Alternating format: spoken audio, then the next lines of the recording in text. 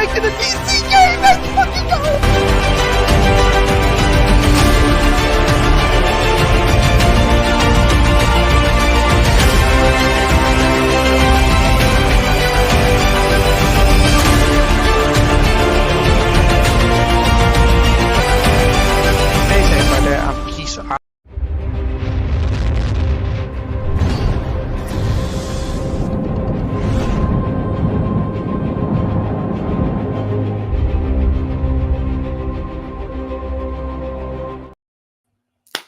Welcome to another exciting live stream, guys. I'm your host, Taladia Plays. Welcome to Snyder Fans Read Comics.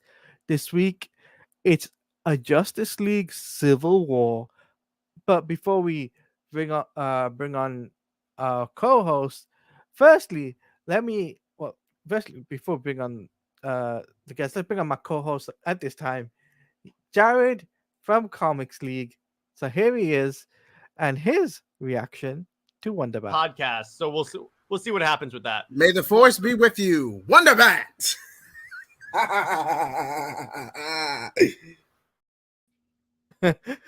Why do you hate me, you a-hole? Hey! It was only for this week. I know, it's fine. So we're gonna bring on our second guest. It's a guest at this time, and we're actually gonna say, where is it? We're gonna give a really good intro.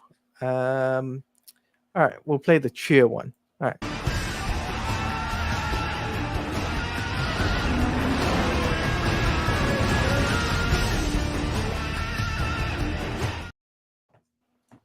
Hello, Bianca.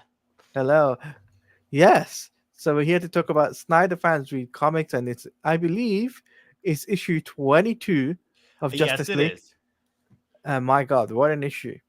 Yeah. So now, before I share screen, there's something I want to say. This story, Trinity War, holds a very special place in my heart because it was the first DC Comics comic I ever bought.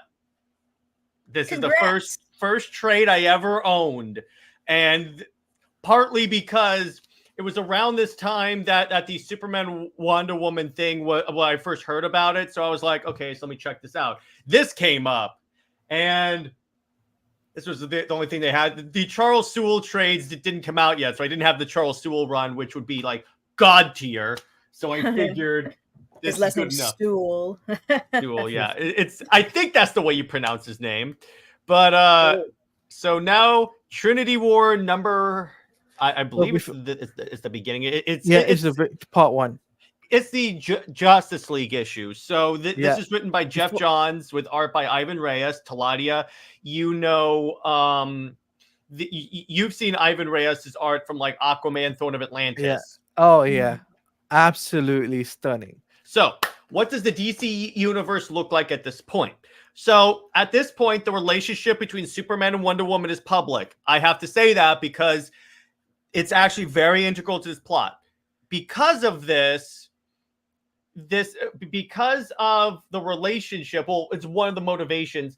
Amanda Waller and Steve Trevor created what's known as the Justice League of America, which it's a covert team of Justice League of like superheroes, kind of superheroes, intended to counter each member of the actual league. Like there's like Hawkman, Simon Baz, Green Lantern, Catwoman, Martian Manhunter, Dr. Light, and the such.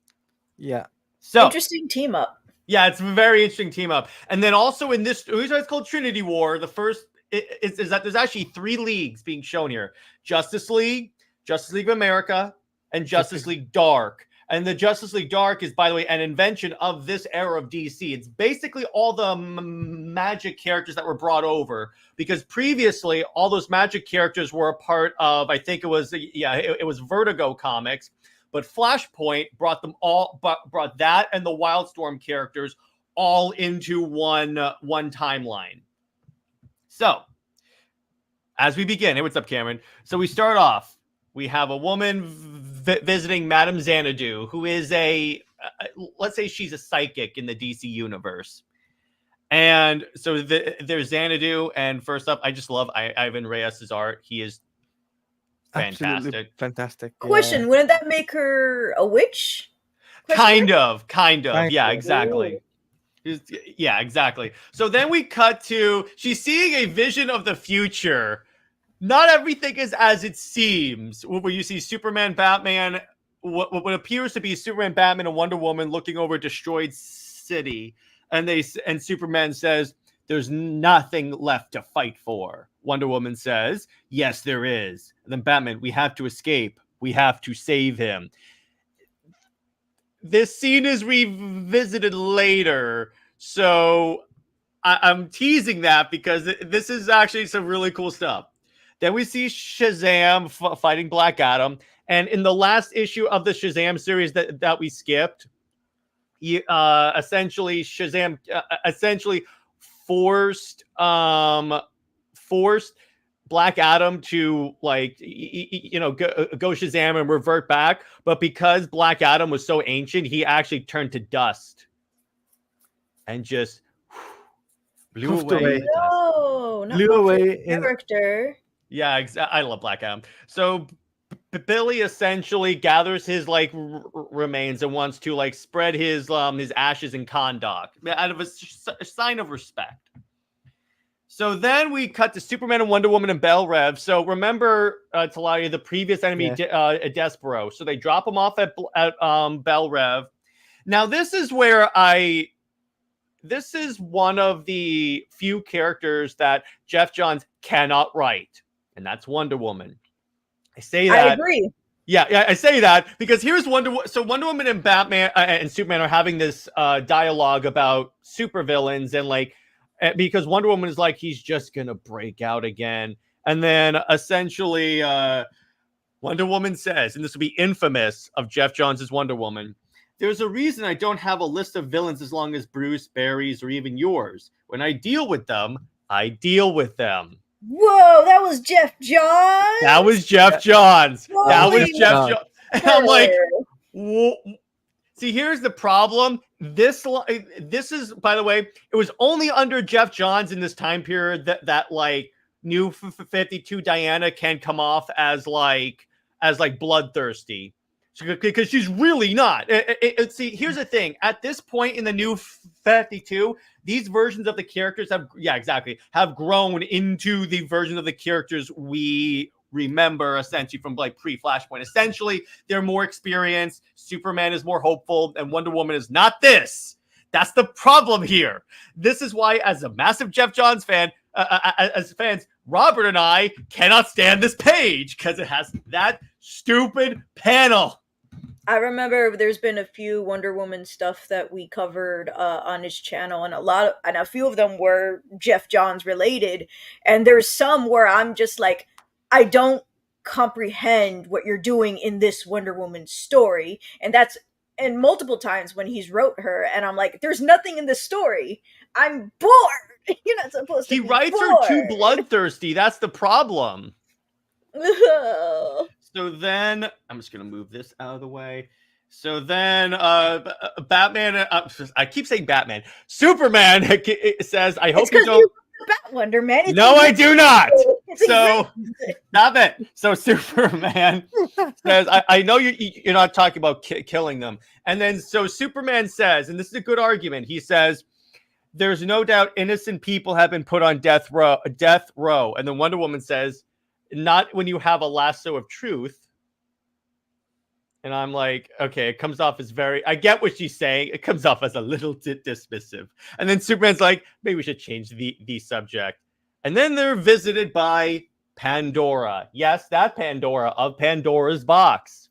So Taladia, remember in the Shazam movie, those 7 deadly sins? Yeah. That's her fault.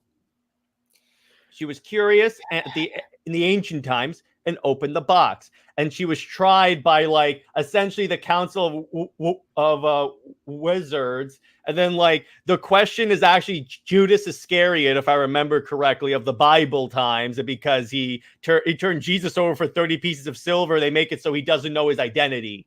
For a second there, I thought you were going to say Council of Loser Lanes. Well, yeah, that's true. So then so at the same time as all this is happening, Xanadu is going through her tarot cards and going through all these different events that are playing through. going through all these cards and like again predicting the future. So then we get Dr. Light, and we get Amanda Waller and perpetual stick in the mud Steve Trevor. And again, the reason why I hate him is because he was a real stalker in this period. But anyway, so what you see here, what's actually kind of cool. So you see like the pictures here, and it's supposed to correspond to which league member is designed to like take on each member of the Justice League. But a few of these are like very lopsided. Like Katana's supposed to take down Wonder Woman. I'm like, what? No, Katana doesn't have any powers. That ain't happening. That is not happening. Mm-mm.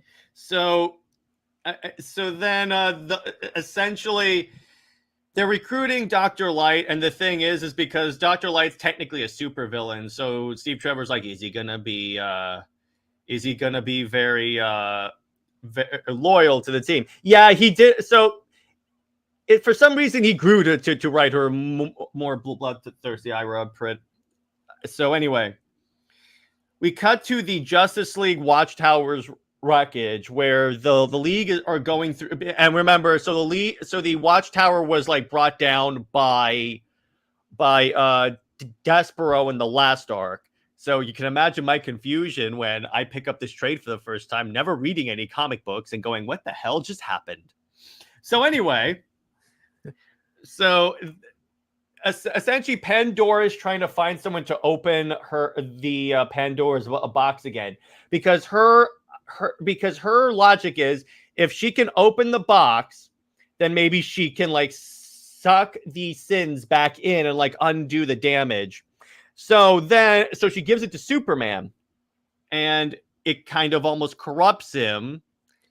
And by the way, I love this interaction. Quick. Yeah. I want to go back. I love this interaction where Superman, where Wonder Woman goes Pandora, as in the actually Superman goes Pandora, as in the Greek myth, and then in the one Pandora goes, "You're in a relationship with one of those Greek myths, dude." I love when comics are so self-aware of that. There was this great scene in Justice League Unlimited, or like the previous show Justice League, when they first meet Gorilla Grodd, and Green Lantern's like, a talking gorilla, that seems a little far-fetched. And then Flash goes, we both have a Martian in our speed dial. None of this is normal. Cameron's asking, correct me if I'm wrong, but had the Watchtower fall or been destroyed before the New 52?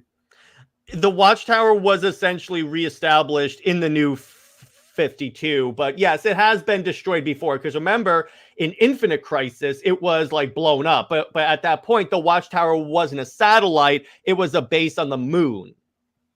It was a moon? It's no moon, it's a space station. So essentially, it's kind of funny. The box kind of corrupts him, but it only corrupts people because the idea is that the box can only be opened by someone that's either all good or all evil. So Superman's all good. So she's like, why is it corrupting him? And it turns out because of his human parts. But essentially, Pandora vanishes because, again, she's trying to figure out how to open the box. So Shazam flies to Kahndaq and spreads Black Adam's ashes as a sign of respect. And then essentially all the leagues converge on Kahndaq. Because I have at this a question. point, yeah, go ahead. What do you mean by human parts? Because of his Superman's human, Pandora theorizes that the reason why the box corrupts Superman so much is because of his human half. Because the human half is probably influenced by those sins. Mm-hmm. Wait, how does he have a human half? Isn't he all alien? No, because of his humanity. What I mean is what I mean is like him being raised on Earth. Yeah, that's my bad. It's all good. I was a little confused with that. So wouldn't it also do the same to Wonder Woman too? Because she was also technically raised on Earth. That comes later. Later. So trust me, this book escalates really quick. So all the leagues converge on Shazam, but not before he's attacked by the Kahndaqi military and essentially is punched by Superman. And then Shazam goes, "Who's asking for a fight?" And Superman says, "No one wants one." And then Shazam just punches Superman and goes, "Well, you shouldn't have started it." And then he goes, "I just knocked out Superman." And then they fight. I love Shazam in this, and I love this image of like Wonder Woman is trying to like wrap Shazam in the lasso, and Superman punches him, and you can see like this panel right here with just the lasso coming around and like all the rocks being kicked up. It's really cool. Again, Ivan Reyes is one of the best DC artists. Agreed. Then all the leagues converge, and oh boy, this is awkward considering the actual Justice League had no idea this secret league was put together, including Wonder Woman, who felt even more betrayed by Steve Trevor, which makes the first arc of Wonder Woman Rebirth, where she gets back into a relationship with him, make no sense. Another reason why I loathe DC Rebirth. So, yeah, I've gone on rants about that. And so at the same time, the question is trying to investigate, because throughout the new 52 Justice League, we've seen like this puppet master who's been like orchestrating a lot of these events from the sidelines. We find out who it is at the end of this story. And so then, so Dr. Light's powers start to go haywire. Then he blasts Wonder Woman. And then Superman blasts him with his heat vision and kills him. Now, not everything is as it seems. I want to be clear on that, because this story does great with the whole murder mystery element. At the same time, Xanadu is killed by the villain Plastique, and her powers are anything she touches, she can make explode. So she touches Plastique, she touches Xanadu, and the magic shop explodes. And she dies. And then at the same time, you have the Atom that's trying to stop a war. And then here's the image I used for Taladia's thumbnail of the Justice League Civil War. It's a civil war. Except this plot is a little less contrived than Marvel's Civil War. So suck it, Marvel. And then the individual, essentially the puppet master, just like twirls his mustache. He Alfred. goes, yeah, it's maybe not. And then he goes, this world will belong to us. So that is issue 22 of Justice League. I gotta say, right, it's an interesting issue. I think that Ivan Reyes did a really good job with the artwork, right? Oh, yeah. Really good job. Obviously, more Super Wonder, which was great for me. Yes, of course. And no Wonder Bat! Hey, it's a joke. I had to play it because Bianca was here. Oh, so. no. But Hey, anyway, but yeah, so the idea is, see, the cool part about this is that, yeah, the government would have their own, like, JLA team in case the other one went rogue. It's kind of like the Suicide Squad, only they don't have bombs in their necks. Like, for instance, you know who else is on this team? It's freaking Stargirl. You know what it makes me think? What if Snyder actually did the Justice League Civil War? He would have to introduce a lot more characters in order for it to be like that. No, but if he did... Well, it doesn't really matter anyway, because the Flash movie came after the Justice League movie. And it takes place afterwards, so technically in there, you could say this all took place in the middle. Yeah. So that kind of works. But the idea is that from here, there's a lot that gets revealed and leads to... So we're rapidly approaching. After this, we have 2 more arcs before we get to my favorite DC storyline of all time, Darkseid War. Trust me, that's like the most up the ante story ever. We can't wait to cover that. We can't wait to cover that. Oh yeah. So questions, anyone? Okay, so obviously my question is, firstly, right? What was people's reaction when the Trinity War Part 1? Actually, kind of funny. Trinity War is kind of controversial. Not a lot of people like it. I mean, I like it, but a lot of people aren't that big fans of it. Before you ask why, I do not know. I haven't gotten a consistent answer as to what people's problem with the story is. If you're looking for consistency, that was your first problem. Well, yeah, exactly. DC fans don't have consistency. Oh yeah, intellectual consistency. What intellectual consistency? Oh, trust me, particularly in the Superman and Wonder Woman fandom, hypocrisy reigns supreme.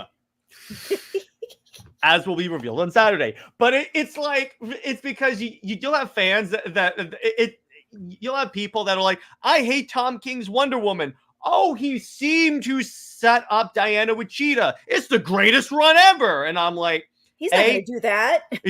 He's not going to do that. And no, but beyond it, it's these shippers grasping at straws because they're like, look at this. And I'm like, hey, so I will say, yeah, go ahead. For defending of shippers, they don't care. They'll do it on purpose as a ship. And if it doesn't go through, they're like, well, I have this one moment. Which is fine. At least my ship actually has history going back to the Golden Age. So Kevin's saying, wait a second, I just realized something. Why didn't Justice League of America use recruit Captain Atom on that team? Why Martian Manhunter is part of that team is confusing. Because Martian Manhunter is essentially, think of him like Superman, but he has additional powers like shapeshifting and matter stuff. See, the problem with Captain Atom is that if you cut him in any way, he explodes. So, and that happens in every story he's in. Hence, Justice League Unlimited, or even Superman, Batman, Public Enemy. Yeah, exactly.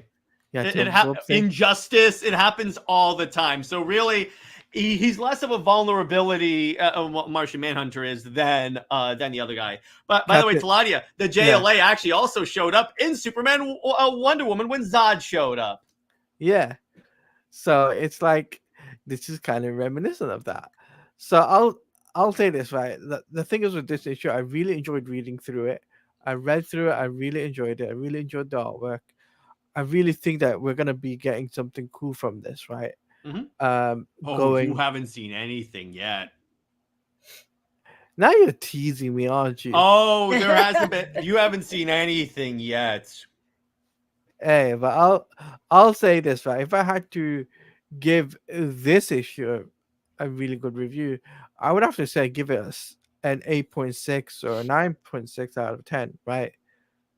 Mm-hmm. Because I think the only letdown is the fact that Shazam kind of wasn't a big thing at the beginning. It wasn't like a major factor, right? Yeah, but here's the thing. They set that up in the backups of the Justice League book. So it's like you got Shazam's origin story, and then but for newer people, it's like if you're starting at this issue like I was, yeah, I'm like, who the hell are you? Yeah, it's like So I'm just saying, like, that's why I can kind of give it deduct a few points there. Mm-hmm. But what would you give it, Bianca? What would you review this issue, and like, what would you think about? What do you think of the issue? What's the positive? What's the negatives for you? Without saying Wonder Bat. I think it had a very interesting starting point. The middle point was also fine. Near the ending is where it kind of loses me, but that's because it's starting the Trinity War, which I believe is 3 issues? 3 like individual issues, yes. 3 individual issues. Okay, I think I say that because in the trade it also includes all the tie-ins. So I'm trying to remember. Okay, it's 3 actual Justice League issues. Okay, cool. So like a 3-parter. So 6.5 to 7. Mm-hmm. Oh, okay. Like it's getting me there. I want to see more. Mm-hmm. You want to see more? Okay, so you gotta tune in. Yes, exactly. Yes. So, but like Jared, what would you rate this issue? Obviously, when you first time read it, like first time read it as someone that didn't know anything about DC at the time, I was like, "What the heck is this?"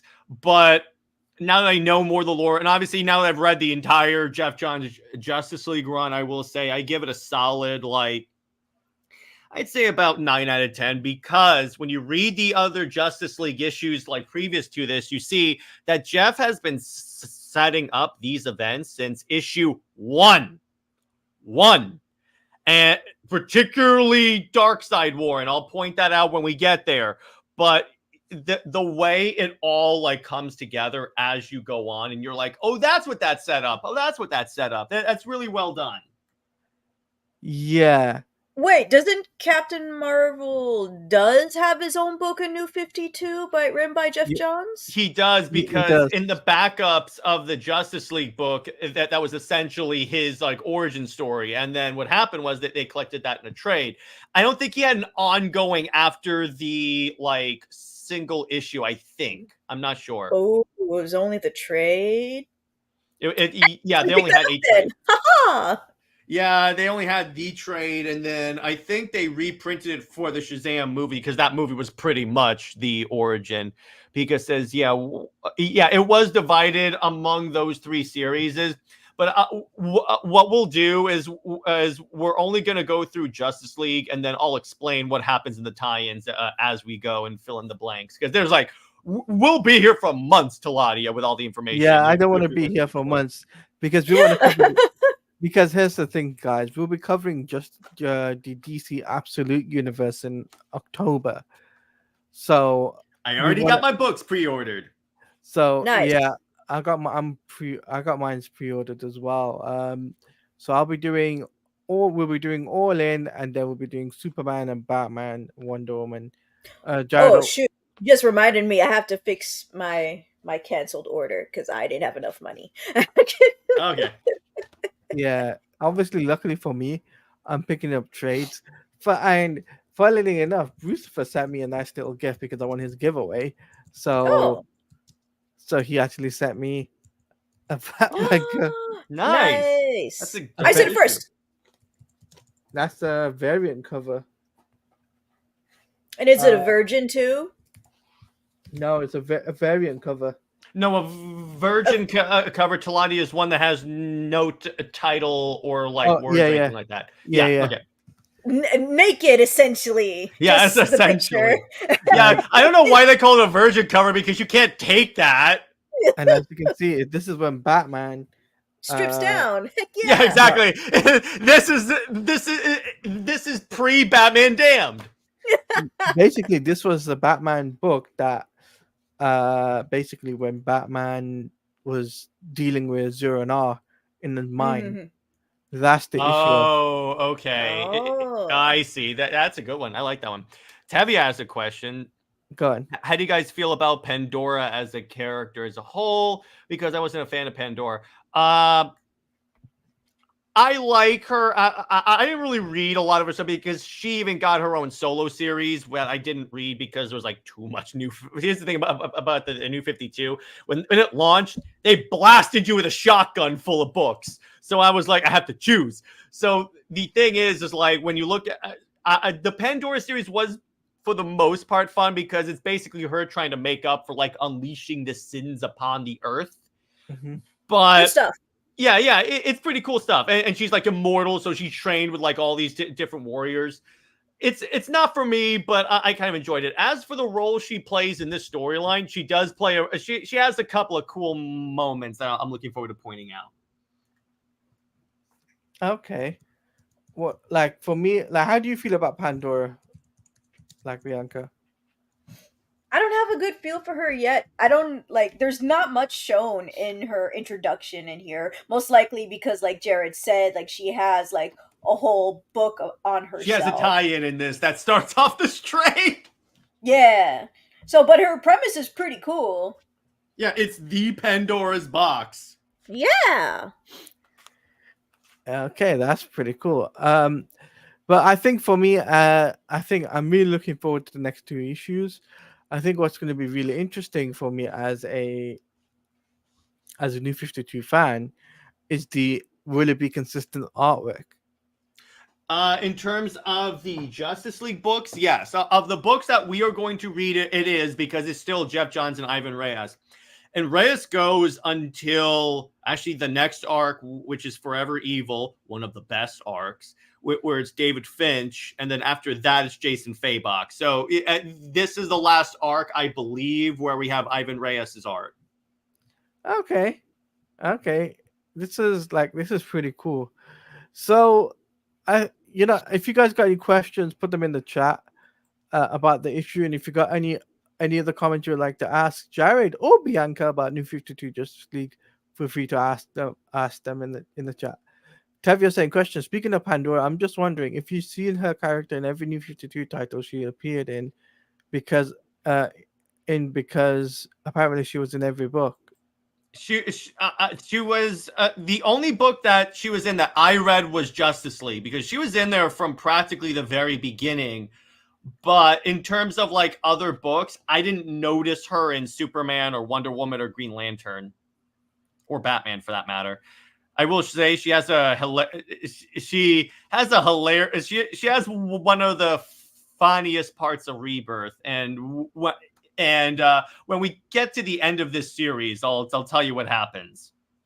Oh yeah, because we're not reading DC Rebirth. No, we're not covering Rebirth at all. No. Sorry, Bianca. Rebirth sucks. Why? Why? Because it participated in tanking the company. And the company's tanked? I thought they were still making books. Weren't you going to buy Absolute Power? No, but in terms of sales, because the books still come out, but the sales are not what they were at this point in the New 52. Let me put it the sales change all the time. Not when there's not when there's this much of a sales drop. The other thing is, like, when I read Rebirth, it came across as, if you like the New 52, screw you. Like, they were constantly like, this is it's like in the Superman book, Wonder Woman saved Lois, and then Lois goes, I know it must be weird seeing Mike Clark and me together after your thing, and then she goes, no, it feels true. And I'm like, screw you, Jurgens. Or, hey, Rucka, remember when you basically made Wonder Woman someone who sleeps around on Themyscira with women that essentially are her aunts? Yes, let's go. No. Ageism. Jared's got a point there. No, it's not ageism. It starts with an I and stands for inappropriate relationships among family members. But they're not related. No, they are. In terms of like how Wonder Woman thinks these people, they are her aunts. And I have it on good authority, according to DC lore books from this time period, she was the only child on the island. Yes, we all know she's the only child on the island, but she's not related to anybody. No, it doesn't matter if it's not blood related. It's still they are her aunts. It doesn't look good. And before you say because that's accurate to Greek mythology, so is the Amazons raping men and to impregnate themselves. And you all do a fit about that. Jared. Whoa, beware of the R word, please. Yeah, the point is all the 5 R words. Yes. Oh, Bianca, speaking of hypocrisy, when people are like, oh, it's accurate to mythology, so is the Amazons' New 52 origin. You all didn't want that. I didn't read it, so I have no opinion. So the origin for the New 52 Amazons was that, and this is kind of the origin in Greek myth, is that they traveled through, is that when they needed to reproduce, they would swim out to ships, seduce the sailors, have their children, and leave. But if the children turned out to be boys, they put them on like a separate island, kind of like a penal colony. And that was the origin. Now, the problem with that is that this version of the Amazons it pissed people off for that. But I'm like, that is the way the mythology is. Only in the mythology. Well, that depends on where DC is going, isn't it? I mean, for the original Charles version, I had nothing to do with that. It was, yes, Greek mythology, but itself was mythical, so it didn't go 100% into the mythology and go on its own, which is what I actually prefer than going to Greek mythology, just because Wonder Woman happens to be Greek raised. Then, like, for example, what's Superman? Like, Superman was Kryptonian. Metropolis. Oh, yes, Metropolis is real in the U.S. Is it in Ohio? Is it in Idaho?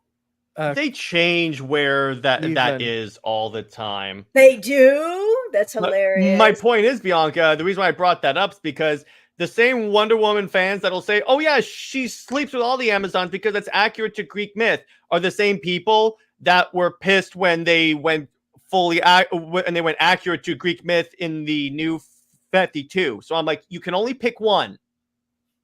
Or none. or none. That's my point. It at least pick one and be consistent, because really, I could care less which way. Which Greg Rucka run? Was it the Rebirth one or the old one? The Rebirth one was the one where they basically went screw new 52 fans. So I was like, I'm out. That was also the one where they tried to retcon it, and then Rucka tried to say that Wonder Woman was bi, even though when you read the books, she's kind of not, and DC doesn't consider her as that. I have an insider information about that, but of course not. DC never considers that, even though they would market her as queer. That's what it is. No, but here's the thing: they don't. Marketing. They don't, because here's why. Bianca, has Diana ever appeared in a Pride book? Yes, but on covers. Covers, yes, but in the actual book. No, on covers. Yeah, and that's different. But my point no, here's is, the thing: you don't show Superman on a Pride cover. Like, you show his son. You can show his son because he is now canonically. When did this become about John Kent? No. Oh, frick! I just realized what I just did. No, but my point is, because Jazia Axelrod was answering a Twitter Q&A, and she wrote essentially this big like coffee table book about all the LGBTQ characters in DC. And someone asked her, "Will Diana be in any of these books and stuff, in any of the Pride books?" And then she said, "Based on my conversations with the people in charge of the character, no." So I'm like, DC has never. First off, it wasn't in the books. It was just one writer saying it, which I always say, it doesn't matter what the writer says. It only matters what editorial says, because editorial is what ultimately decides what goes in the books. Number two. Editorial says Rebirth is what we're going to do to screw New 52 DC fans. It doesn't mean I have to read it. And you know what? I fell off of comic books for like 4 years because of that. I got back because of the Snyder Cut. But my point is, it's like, so, and then you notice she's never been with a woman in her entire time off the island. She's only been with dudes, Steve, Clark, or etc. Mm-hmm. The other thing is that, and Greg Rucka had really crappy reasoning for this, where he goes, "Oh yeah, a Paradise Island. It's a paradise. Of course they would do this." And I'm like, you realize she leaves the island, right? Because she can't be happy on that island. Wait, but she doesn't leave because she she can't be happy. She leaves to hell. That's part of the reason. It's like throughout the entire, like, before Steve crash lands, she also like complains about the idea that she knows there's like a world out there and she wants to go explore it. Yeah, wanting so to she's not happy on the island. That's so not what that means. Yeah, it is. But but my point is, like I've said before, according to DC's never gonna come out and say she's straight or bi or anything like that. They'll keep it ambiguous. They'll get backlash if they do. Yeah, on both sides. So they're gonna keep it as ambiguous as they can, short of some writers. And then you notice they're gonna use Nubia to be essentially the gay Wonder Woman, because if you notice, Nubia shows up in all the Pride merch. Yes, and also on the covers. Yep, exactly. Now here's the thing. The reason why I say the Pride covers doesn't really count with Diana, because Clark has appeared on like Pride covers supporting his son. Like there was one where they're at a Pride parade and Clark is there with the rainbow flag. So it doesn't really count in that way, in that sense. I'm saying in the book, there's no Pride story about Wonder Woman. Which, here's the thing: if they were to come out and say that, yeah, there'd be backlash. Oh yeah, have you seen what happened to Linda Carter? Yeah. Wait, what? Wait, what? Linda Carter was like, "Yeah, I see her as queer," and everybody attacked her for it. Mm-hmm. Yeah, but it's because, here's the thing: it's because you can see her as that way. It's just the problem is, a lot of people take it as fact and not, this is my interpretation of the character. Because you could have an interpretation. You also have to remember, Charles was in a three-way relationship. There was a bisexual, lesbian, and straight relationship. No, I know and there that. was actual a lot of not queer baiting, but a lot of queer undertones that were in the original Wonder Woman book on purpose, because that's the weird experiments he did back in the day. No, I know that, but the other thing is like, do you really think? And everyone's like, oh, she's been bi since the early days of the comics. Do you really think DC in the 40s would have a bi or gay superhero? Exactly. This is the 40s America. Which is why Charles is like, I'll just do whatever. I'll put whatever I want in here. I'll put women's rights. And then later, by the way, that book actually participated in the Comics Code Authority starting up because of Wortham. But my point is, according to DC, this is the way they see Wonder Woman. But off of that, moving on. But interesting topic. No, I know. It's a great discussion, right? That's all I'll say. It's a great discussion. You guys having a discussion on this, right? So I'll say that, props to you guys actually having a civil conversation. High five! Boom. You don't get many people that, whether you're a Rebirth Plus, fan I've been on shows with Bianca before, so I know her. I know, but you don't get as many people that are civil. Oh. Well, okay. So, Jared, I'll bash your head and boom, pow, let's fight. Well, the other thing is like, it's kind of funny. If you doubt, because I'm in our group of content creators, I'm known as the guy that doesn't like Lois and will be very vocal about it. If you express that to the Superman fan base, you will get attacked. I hesitate to use the word cult, but it's kind of culty. I'm actually a person who has been more open to Lois Lane, so I've actually been learning more about her and enjoying her much more. Until you realize that DC literally just published a book where Lois fired Clark from the Daily Planet. That's hilarious. What's the context? I forget exactly. I think it's because she thought he was biased. And I'm like, wait a second. You wrote books, stories about Superman, puff pieces, even after you found out he was Superman, you hypocrite. Tevia's got a really good question for you, Jared. Yeah. Speaking of New 52 Justice League, I'm just wondering how you guys feel about New 52 JLA versus Justice League versus Justice League Dark, and which team do you think was better? Regular JL, because the minute you have Superman, the Flash, it's over. And Batman is Batman. So there you go. And you have Wonder Woman, who in this iteration was the literal goddess of war. So, she didn't get a cool costume, though. Yeah, she did. She got a helmet and a cape and all. But it only showed up when she called the helmet and stuff. Oh. But I was going to say this, right? I think also is the fact that in the new comics, Lois is getting powers, and I'm just like, no. Wait, haven't she been in Superwoman before in a different continuity? Bianca, you'll love this. Speaking of hypocrisy, so the same people that I'd say Superman should not be with Wonder Woman because it's basically fanboy porn. It's all about them banging and stuff. In other words, All-Star Batman and Robin. But those same people are praising this, saying, "I can't wait for them to bang." Ew. And I'm like, at least be consistent about it. And yeah, she has had powers before, but so what's actually really funny is like that, and that's where I get into debates with people. I'm like, hey, listen, you can have your opinions, just be consistent about them. Always.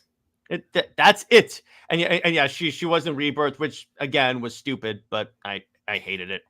I think not liking a Super Wonder ship just because they both have powers is pretty stupid, and liking a Lois and Clark relationship because now she has powers is also very stupid.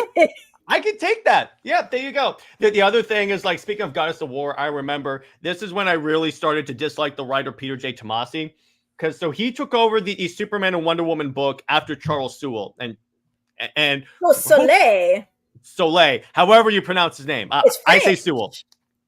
So what he did is he had an issue where Superman found out that Wonder Woman was made the goddess of war. Now, here's the problem with the way he wrote it. He wrote it as what Superman was like all antsy, like, why didn't you tell me? Now, here's the thing. Here's why that's stupid. Literally, the last issue of Volume 1 of the Soule run, and Taladia knows this, Superman basically says, yeah, I trust you.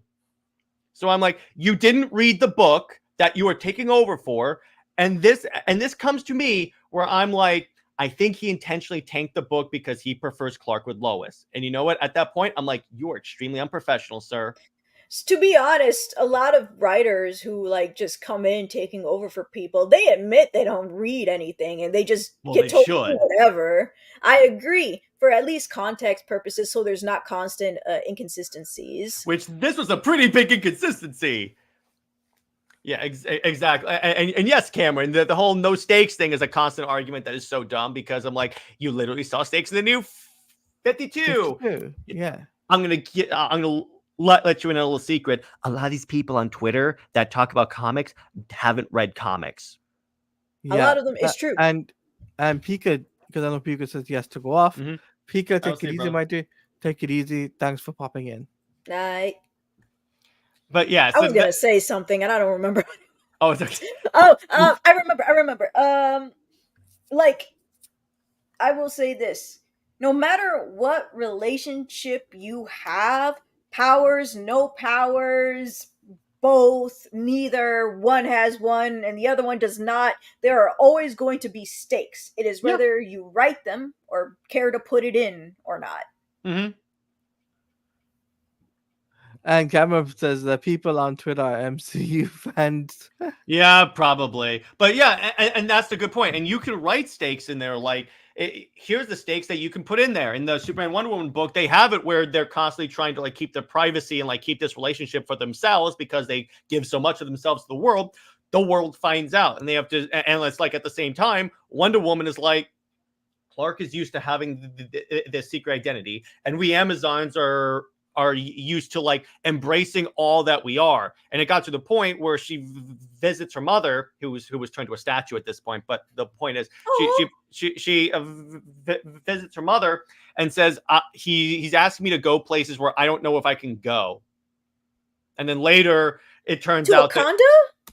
No, it's essentially like, hey, can I keep a secret, a part of myself secret? Because she's also like truth and all that. So, now this is where the part where we switch gears, because we talked a lot about comics, but I want to talk about the absolute universe. Now, Bianca, this is obviously, I know you probably heard about the absolute universe throughout Twitter and whatnot, right? I want to get your opinion and your thoughts on that, right? What do you think about Darkseid's dark energy creating? If you think it'll last, if you think it'll fizzle out. Do you think it'll last? Do you think it'll fizzle out? Do you think it'll have new 52 numbers? Do you think it'll be like Rebirth? What do you think it'll be like? I've always been optimistic, and that's probably an unfortunate part of me. So, like, if it can make really good 52 numbers, then I'm all for it if it goes well. I am interested in this type of, I don't mind this type of storyline. I want to see where it goes. I mean, this Diana, I seem to have a very big interest in. I wasn't interested in the Batman stuff at first, and then I saw, like, behind the scenes work, and, like, he looks swole, but he's also like swole, and he wears reading glasses, and he has a Frenchie, and I'm like, oh man, gosh dang it, I'm in. You got me. All right, there you go. Frenchie. Bianca is really easy to please. Check. And then for Superman, I was like, I guess I can dig your costume and stuff. And then I'm like, oh, he lands in Brazil. All right, we're adding this too. Mind you, that's where the story starts, in Brazil. Yay! But the only problem I have is that we are in a absolute event already, correct? Yeah, absolute power. Is your question gonna be how do these two link? Because I don't think they're supposed to link together. Because that is like kind of my question. I'm like, is it together? Is it not together? Because I'm tired of events, and to the point, like I have all these not trade paperbacks. I have all these floppies, which are another word for individual comic book issues, like what you have, the virgin cover of the Batman variant. And like I realized that I was going over them, and a majority of them are incomplete, and a lot of them are still out of stock to this day. And these were like 2020s, and and I'm just like, oh, it was useless for me to get this stuff, so it's like I might as well get the trade paperback. So I'm just like, I'm tired, let me just get a story, finish the story. I don't have to buy no freaking tie-ins and stuff. But as long as it's not like a tie-in event, I think I'm Gucci. As soon as I make that $95 payment for the last comic I have to buy, the comics. Yeah. Tevia, I think we already answered this question before. Well, which was speaking of the absolute new universe, I'm just wondering, do you think this universe would be a copy kind of New 52 Earth 2 or be better? We've answered that before. But honestly, it's being compared to the New 52 a lot, which has me interested. Did I answer that? Oh, yeah. Oh, okay, cool. I feel like this will have possibly some similarities to the New 52. I mean, the Wonder Woman costume is already a little bit similar, except she has like a tattoo and a big, huge gut broadsword, or cloud sword, whatever you want to call it. Cloud sword. Yeah, that's kind of what it is. But it's possible that even though it looks somewhat similar, I think they might be going a different route. Just from the Superman and Wonder Woman, I'm like, I can see it. But from the way Batman is, I'm like, ooh, it might be different. But I'm interested.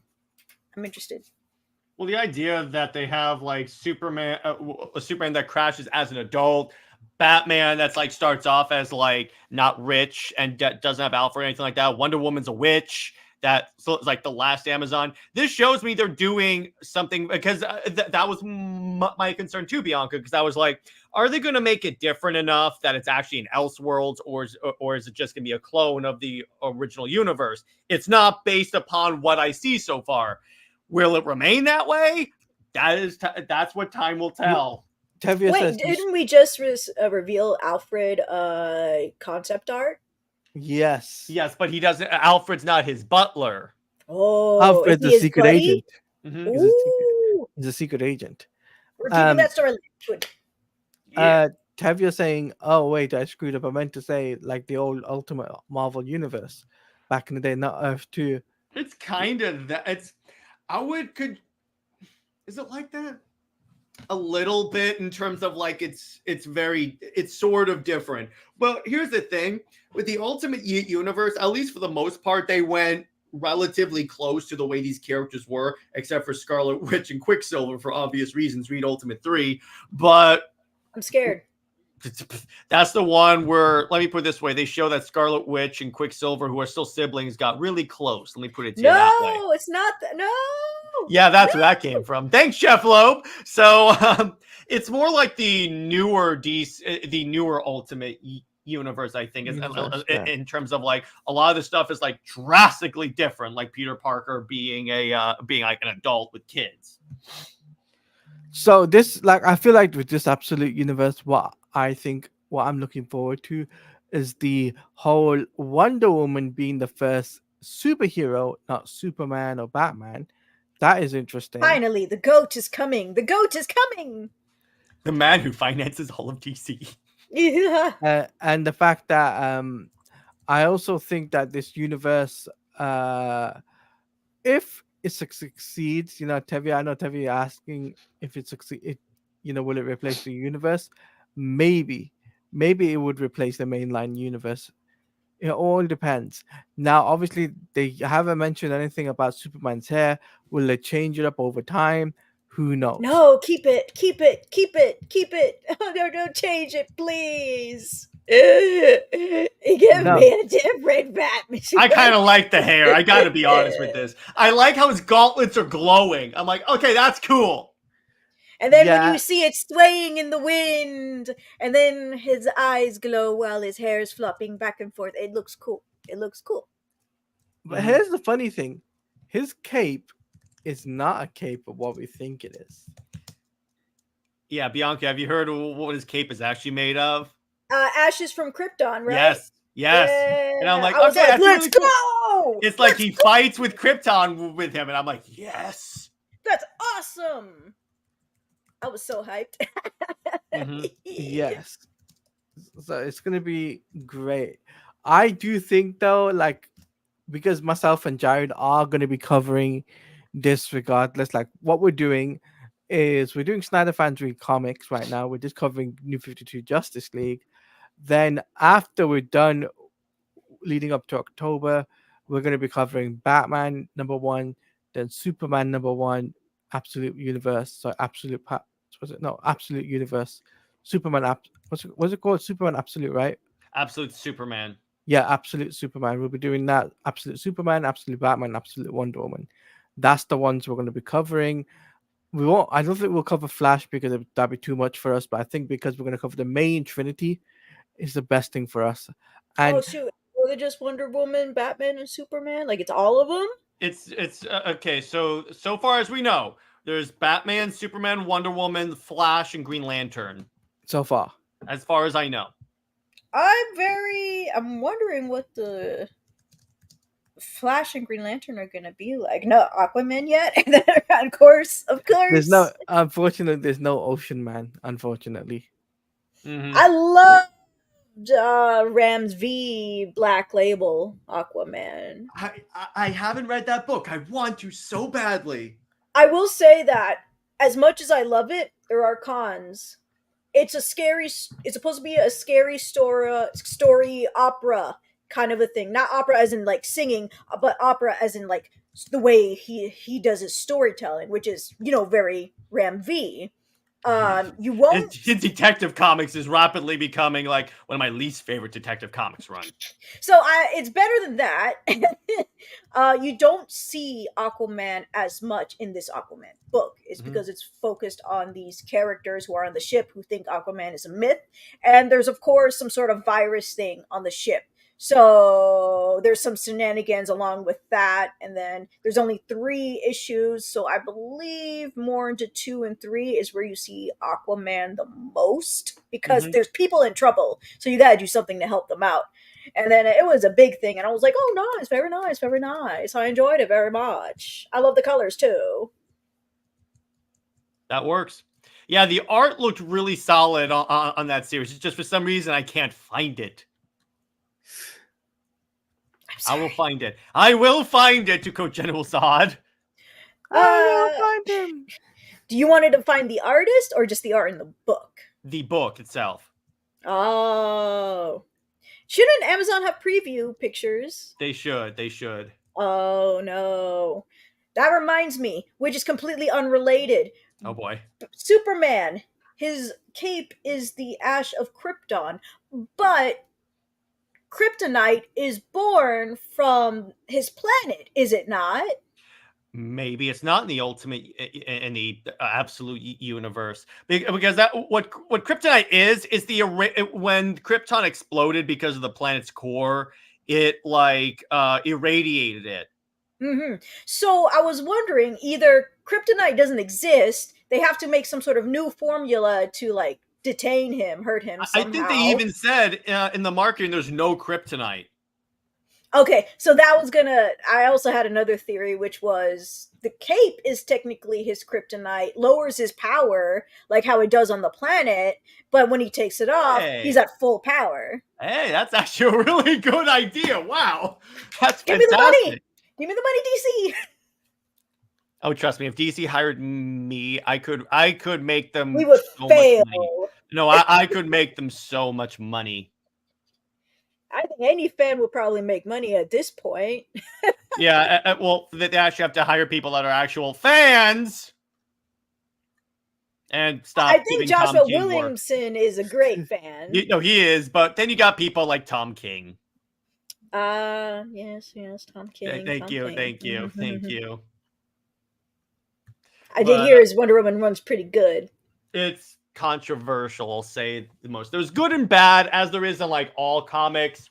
True. And I'm waiting because it's kind of funny. The issue that doesn't deal with his sovereign story is like incredible. It's a tie into absolute power, and apparently that's like one of the highest selling issues of his run are ones that don't deal with the sovereign, which are essentially the mall trip with Superman and this one.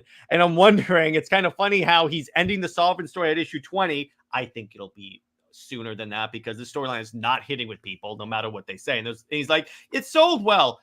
Based on what? The numbers. Yeah, but the numbers have also been steadily going down. Just because the peak. So is our economy.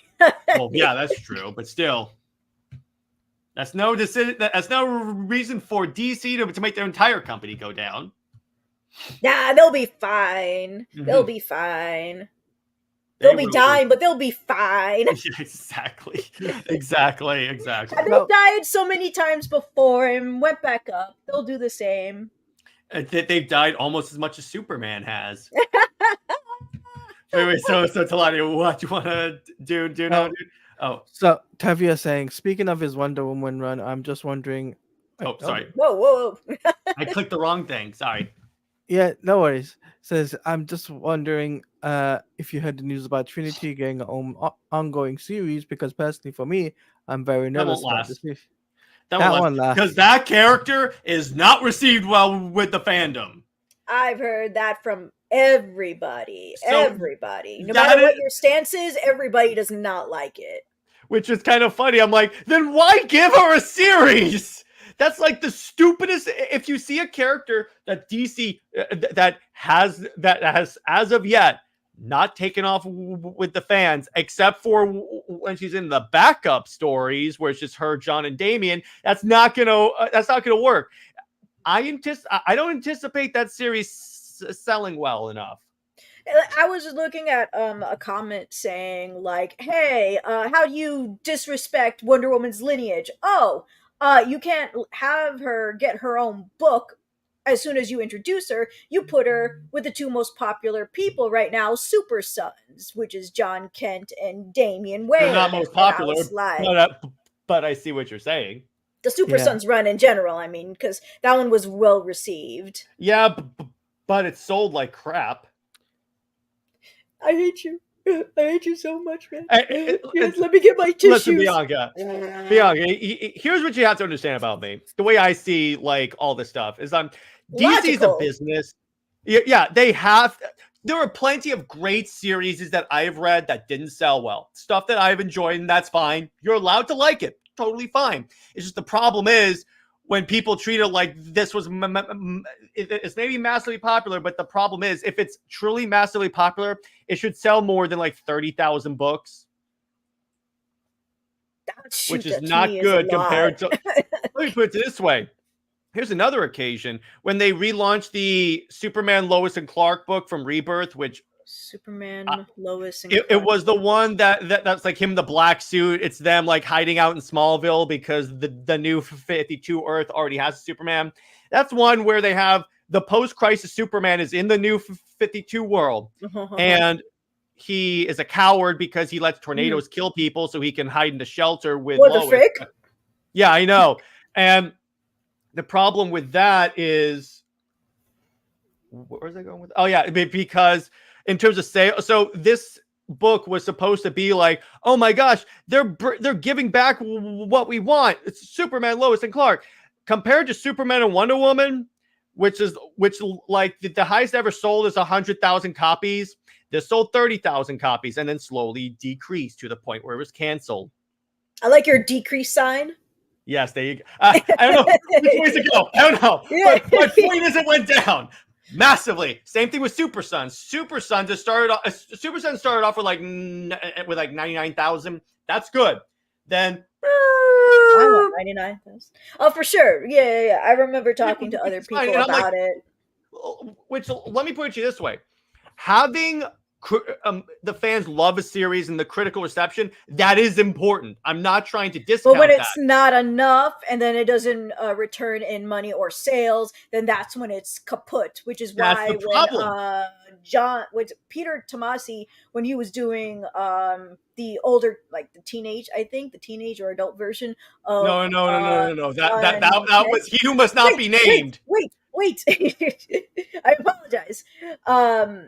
This everybody was like, "Oh man, if he does well, we're finally gonna get good writing of him." But then, Nope. because Peter J. Tomasi is not as well known as, let's say, Brian Michael Bendis. For some he reason. said it. She said it. All right, Bianca, Oh, shoot. Taladia, permission to play the clip. I'm playing the clip right now. Oh, okay. Go ahead. Why did you say that name? Oh, you mean the one that wrote the arguably worst Superman run of all time? Yes. But no, what because, happened is that it wasn't- Tomasi wrote the Super Sons book, and then when He Who Must Not Be Named came to DC, he said, "I want to do Superman in Action Comics and have complete control of a Superman." So we canceled that book, aged up John, and that's how we got to where we are. And No, there's a- I'm talking and- about after. wait, I'm talking about after. yeah, After. Wait, Bianca, right? There's a reason why we call him He Who Must Not Be Named. Because There's the I a Superman apologize. So Because of because his of sweet he one. who must not be named, She's learning. because like people would prefer he who must not be named's work over somebody like Peter J. Tomasi, who is not that well known in the DC writing of things. The At that sales point, he ended up kind of plummeted was, and not though, doing because here's well. the thing. Tomasi had been writing a book, a Superman book, which people liked. Again, didn't sell. That's the problem with Rebirth. It didn't get the massive sales that it apparently should have. Because if this was going back to the way most DC fans wanted, it should have sold a lot better than it did. Yeah, I believe a lot of Fun people. fact, the new 52 saved DC as a company. Yeah, he did. Because He's their not sales were so low at the time with post-crisis that AT&T came to them and said, if you don't get your sales back, we're going to shut you down. Now, by You shut you should have down... never made Crisis to begin with. Well, yeah. By shut down, I don't mean DC Comics will not be published, but it will be. But essentially, the characters will be licensed out to other companies. But IPs and stuff. yeah, Which is what They which did is what it. they're doing right now. they did the I was gonna rebirth. say. I mean, they did the reboot, and guess what happened? Sales went massively up. Well, it was only a soft reboot. Like they kept some stuff. From New the 52 was a hard reboot. For everyone that was not Green Lantern and Batman, it was a hard reboot. No. They said, like, I remember in the first issue of the Wonder Woman Rebirth, she talks about defeating Ares. Rebirth what was a soft reboot. I was talking about Oh, yes. 52. That's my bad. That's my bad. I misunderstood. Please ignore me. No, it's all good. But my point is, it's like every time they try to cater solely to fans and not to think about sales, it always bites them in the ass. Always. But what if I want the money? Then you publish DC Comics. But even with that, even with that with John, here's why they never de-aged him back. Because here's the thing. Because first off, if John sold better than he did as a kid, DC, before He Who Must Not Be Named left the book, they would have made him de-age him, or they would have just ignored it or something like that. They didn't, which tells me he sold better as an adult. So that's most likely why, for the most part, he won't be de-aged. But going back to this, it's like whenever they relaunched Super Sons, it sold progressively less. And then as a final like olive branch, if you will, they did the movie, which was pretty decent. I enjoyed it. They did the Super Sons movie, which if that movie had done like massive numbers, they would have done it. I blacked out for a good part of that, but I understood what you meant. Good. Okay. You get the basic plot of what I'm saying, of that sales matter. You got to support the books, and you got to get more people to support it. But you also you can't just be like, oh well, fans matter for this one, or sales matters for this one. No, no, no. It has to be both. No, We can sales cater matter to for both. everything because DC is a company. It's not a charity. That's where Well, Life maybe fans. I'm a person who is a company. So where's my money, Jared? Where's my money? You have the ability to legally publish DC Comics, Bianca? I will legally publish myself. So Get ready for lawsuits. Let's lawsuits, go. here we come. Anyway, I gotta ask this before we wrap up because we've Yeah. gone for about an hour and 9 minutes.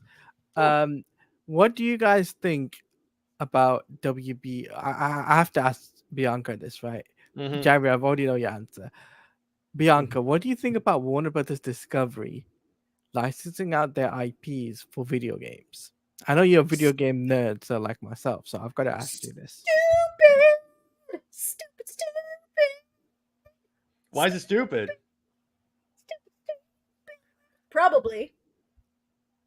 Probably. Okay. Why is it stupid though? Why is it stupid? I don't know how this crap works. So basically, it The means fear, the change, it scares me. so the developers have to pay, the studio has to pay WB to license out the IP. They make the game, and in partnership with Warner Brothers, like how Wonder is Woman? Is it like Wonder Woman and with that company that does the motor? No, so Wonder Woman is in-house. Monolith. That Monolith Productions, that's in-house. Oh, thank you. So that's in-house with Warner Brothers, but outside the Warner Brothers umbrella, let's say Sucker Punch does the Batman Ninja game, right? No, the movie was bad. I'm scared to watch the second one. I don't want one based on that I'm taking storyline. that it's an example, right? It's an example. So Sucker Punch would have to pay Warner Brothers to use the Batman IP in order to make a Batman Ninja game. Who's Sucker Punch? Sucker Punch is the Wait. Sucker Punch. Yeah, Sucker Punch are the people who made Ghost of Tsushima. Oh, okay. Oh, that's Yeah. a funny name. Okay. I think for Elseworld it can do very well. Now, what do you think about if the DCU, like the DCU like side of it? Because remember, James Gunn wants to tie in video games to his universe. Do you think this is a good thing? Do you think this is a bad thing for him? So for the licensing of the IPs for his DCU for a game wise, Yeah. yes. Okay, let me think.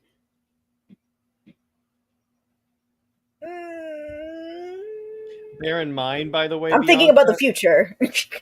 Bear in mind, Bianca, that the other thing is like WB recently had to devalue their company by $9 billion. Yeah. You had to do the Dr. Evil sign when you said that. $9 billion. Exactly. Yeah, let's go. Mhm. I hate David Zaslav so much. Me too. You call him Zazie. If it can somehow possibly make the money at this point, let's go with it, see how it goes, because they're obviously not doing well in the video game wise, and I feel like they have no idea what they're doing. So maybe third parties will actually get them on track. Third parties? Is that how they be like third parties? Yeah, essentially. The thing is like it hasn't made them a lot of money, or at least the money that they want. Now, it's also WB's fault for going so hard into live service. That too. What's live service again? Live service meaning it's where they sell you half a game. Well, basically, the game you pay $80 and the DLC is free. That's what live service is. Ha! Joke's on you. I will never pay $80 for a game. Well, then you're gonna not be able to buy a lot of new games. Yeah, I know. I wait for them when they go on sale a year or two. In Suicide Squad's case, almost immediately. Yeah. In Suicide Squad case, yeah, almost immediately, because we both have uninstalled it and we both hated that game now because of what they did to us. Listen, if an $80 game like that or more, it's not 50% off, I'm not buying it.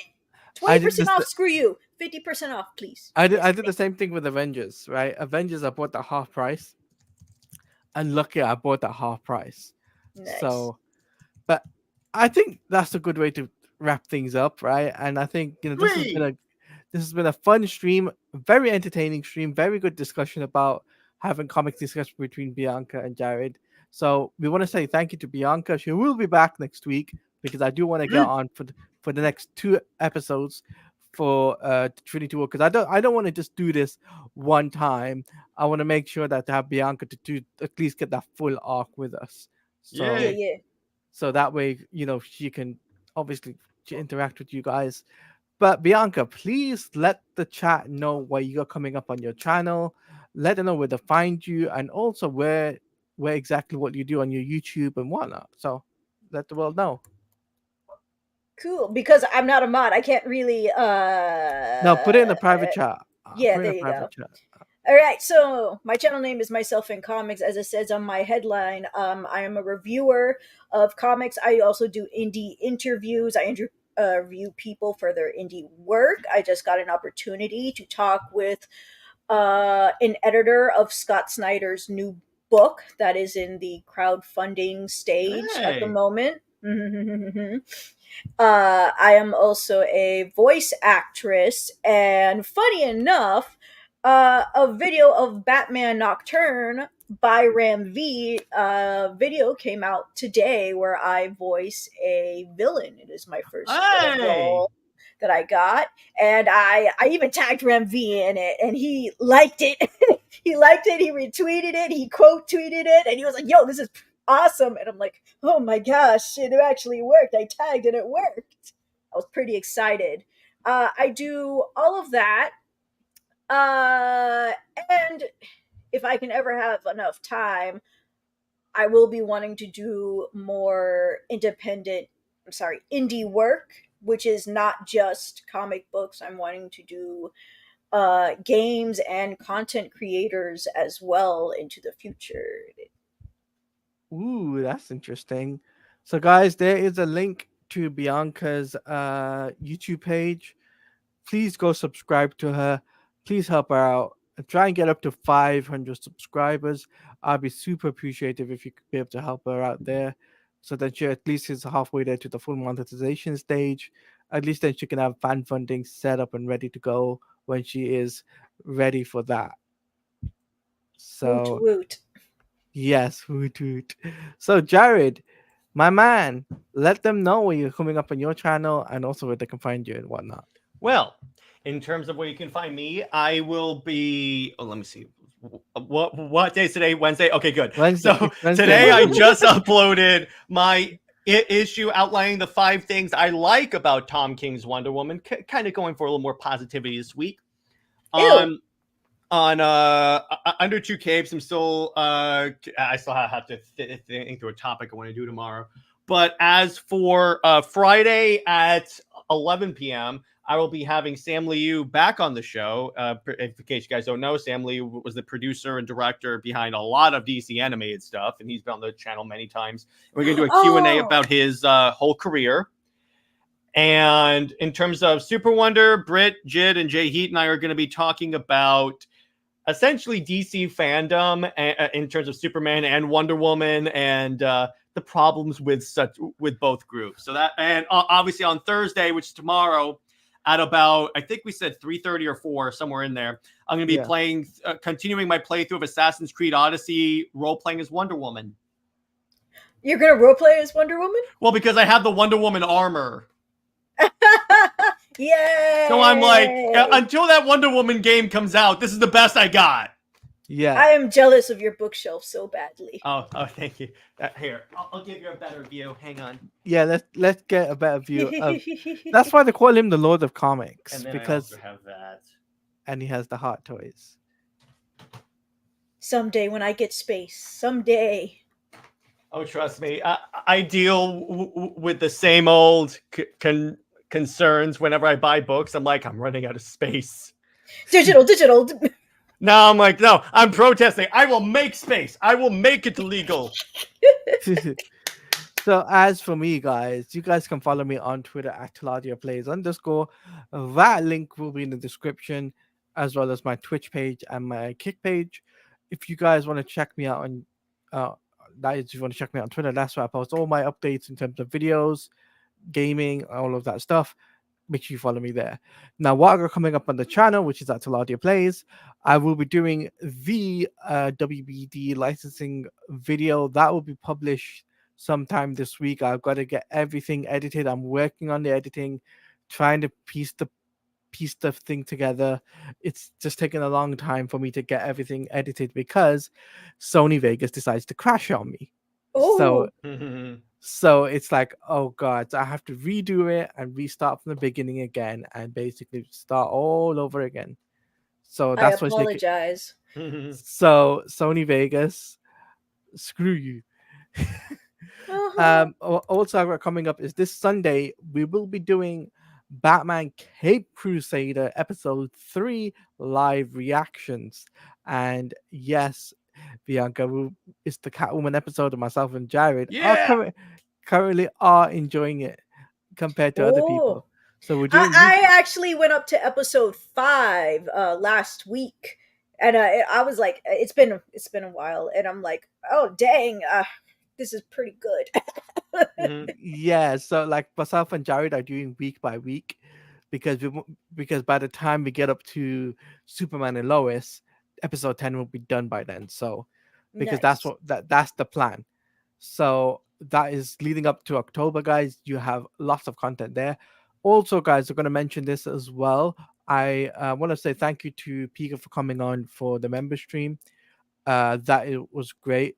I will be doing a more movie talk discussion around sometime soon as well, just to talk about the latest DCU news and also the MCU news. Whatever we get from whatever we get in the future, we'll be covering that on the channel as well. And in terms of gaming, next week, just to let you guys know, Gamescom is next Tuesday. So make sure you come over to the Twitch channel. Tuesday? Yeah, next Why Tuesday. on a Tuesday, not on a weekend? Because it's Gamescom and they're doing it's at 10, I think it's at 6 or 7. I can't remember what time it is. But Ooh. if you come over to the Twitch page, guys, that's where I'll be live reacting. It won't be on the YouTube because they like to copyright claim things. So that's what I'm doing it on doing on Twitch. So come over to the Twitch side, so follow me there. That's where I'm going to be doing the live reaction. But until then, Jared and Bianca, thank you for coming through as always. And Jared, obviously, you have the final words to say just to rub it in Bianca's face. Okay, What did I I'm gonna do? end this. I'm gonna end this the way I normally end all my shows. Lois Lane is Lois Lame. She belongs with General Zod, Zois, and Maxabat for life. I will see you later. All right, we're out Nice. here. Peace out, everyone.